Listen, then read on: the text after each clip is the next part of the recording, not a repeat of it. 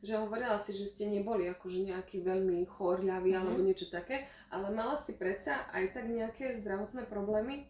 Áno, také tie, čo sa hovorí, že vekom už prichádzajú. Aha. Hej.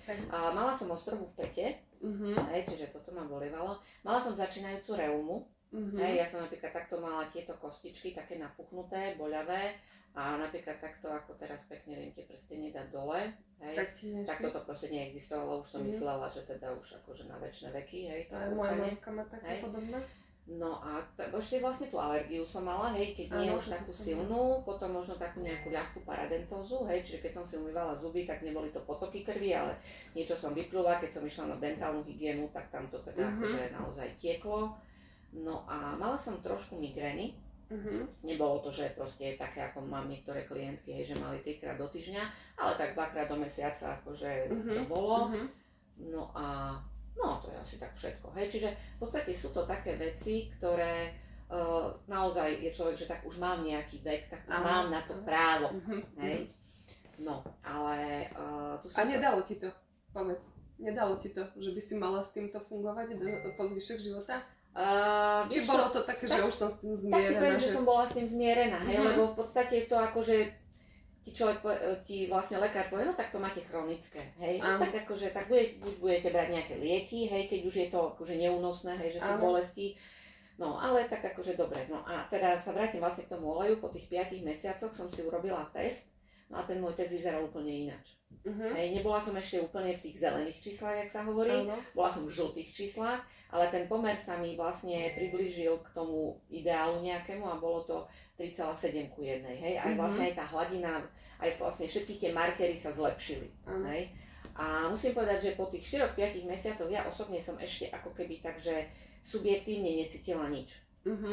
Hej, ale potom po tých 8-9, a to práve vtedy začínala vlastne druhá generácia výmena. Už áno, tá výmena, tak vtedy napríklad sa jedného dňa stalo, že som sa ráno zobudila a ja vždy, keď som ráno vstala, tak tá peta ma bolela, tak som len tak akože cupkala, hej, jak baletka a som sa postavila a ja som proste tú bolesť necítila. Hej, a ešte som tak ako rozmýšľala, že či ma náhodou nebolela hlava deň predtým, či som si nedala nejakú tabletku, hej, lebo mala som také migrény, že naozaj aj proste nejaký ten paralel tam musel byť. Ale som si povedala, nie. Prišiel ďalší deň, zase sa nič nedialo.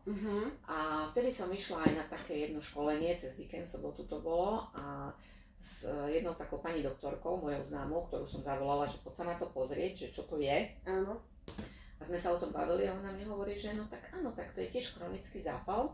A ty vlastne tým, že si dostala telo do tej rovnováhy, lebo už vtedy som v podstate bola, hej, po tých 8 mesiacoch, tak jednoducho sa tie bunkové membrány otvorili, hej, a ten zápal mal šancu dostať sa von, pretože ono to funguje tak, možno si môžeme nakresliť, ako to v tej bunke vlastne funguje. Takže ono to vyzerá tak, že tu máme nejakú bunku, približne, tu je nejaké jadro, hej, čo si myslíme, že je najdôležitejšie v tej bunke. A tu tá bunka, no tak je to veľmi krásne, možno, že áno, či táto škôlka. Tu sú také dvojité väzby, hej, a presne volá sa to bunková membrána, ináč doktor Lipton hovorí, že čarovná membrána. A tu sa nachádzajú nejaké proteíny, cholesterol známy, ale nachádzajú sa tu aj práve tie omega-3, omega-6. A tie omega-6 som vravela, že sú zápalové látky, ale v tej bunkovej membráne robia to, že robia tú bunkovú membránu takou tvrdou, nepriepustnou, hej, ako vajíčková škrupinka.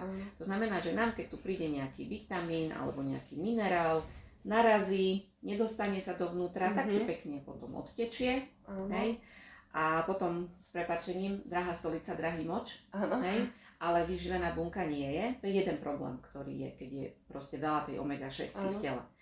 A na druhej strane tie omega-3 robia práve taký ten priestor, kadiaľ sa tie vitamíny a v podstate tie živiny, také portály môžeme to nazvať, vedia dostať dnu do tej bunky. Hej. A teraz si predstav, chodia ku mne klienti a majú také, že 40:1, 50:1 a podobne. Bohužiaľ deti majú strašné výsledky, pretože tá strava je úplne že katastrofálna. Ryba ani na Vianoce. Hej. A predstav, že majú 50:1, hej, takže to môže vyzerať takto.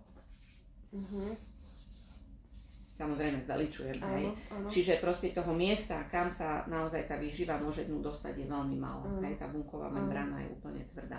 Čiže môžu rodičia ekobioreál a neviem čo do tých detí dávať, no proste nič. Takže to je jeden problém. Ale druhý problém je, že bunka je živý organizmus. Keď mi tu chodia deti a vysvetľujem, tak to hovorím tak, aby to aj oni rozumeli, tak hovorím bunka papa a bunka kaka. Hej. Čiže vlastne z tej bunky, ten bunkový odpad sa musí dostať von. No lenže keď je to tvrdé, tak sa to nedostane von, tak tu sú také útvary vo vnútri, také hnedé, nemáme teraz hnedú farbu, sa volajú lizozómy alebo ezozómy a tam sa vlastne ten odpad bunkový zbiera. Hej, sa to tak akože usadza.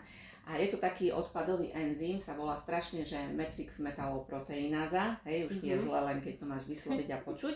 Ono sa to tu zbiera. Ono sa to tu zbiera desiatky rokov, lebo to je, neviem, je mikroúroveň, nanoúroveň, či je ešte niečo menej, hej. Proste to sú procesy, ktoré sa dejú dlhé roky. A potom teda, keď už jedného pekného dňa to praskne, hej, že toho je veľa, naozaj veľmi zjednodušujem, tak to praskne, dostáva sa to do medzibunkového priestoru a začne ho požierať. A začne sa to správať ako mäsožravá baktéria. A to je vlastne ten chronický zápal, ktorý vzniká v tých bunkách. Hej. Čiže na ňom je zákerné to, že on nebolí, neštípe, nesvrdí, nevidno ho. Robí sa naozaj desiatky rokov a veľa klientov proste povie, že mne nič nie je. Hej, áno, CRPčko neukáže, že má zápal, lebo CRPčko ukazuje hlavne ten akutný zápal. Ale ten chronický zápal sa nám tvorí potichu, mám tu nejaké časopisy, môžeme si pozrieť, je tam, že je tichý zabíjak, je to? Hej? A potom jedného pekného dňa sa zobudíme a zrazu nás bolia kĺby. A nevieme používať ruky a nohy. Áno, karpálny a ja neviem, proste cukrovky a až samozrejme horšie veci. To nie je, že pred mesiacom som to nemal a dneska to mám. Hej? To už si my zarábame na to, hej, proste desiatky rokov. Len bohužiaľ tá strava dnes, aká je, tak jednoducho tí ľudia majú tie chronické zápaly oveľa skôr a chronický zápal je spoločný menovateľ pre všetky civilizačné choroby. Hej? Čiže niekedy mali nejaké civilizačné choroby, tí, ktorí sa zle stravovali, ale mali 80, pomaly 90 rokov. Hej? Dnes tu chodia ku mne 30-tnici, 40-tnici, hej? Ktorí proste majú už problémy. A je to práve kvôli tomu, hej, že ten chronický zápal si tam pestujeme.